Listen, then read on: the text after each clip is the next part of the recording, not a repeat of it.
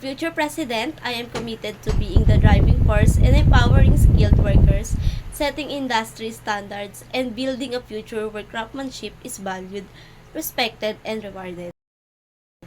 I envision a world where every worker has access to opportunities for growth, thrives in their professions, and plays a vital role in a sustainable and equitable workforce.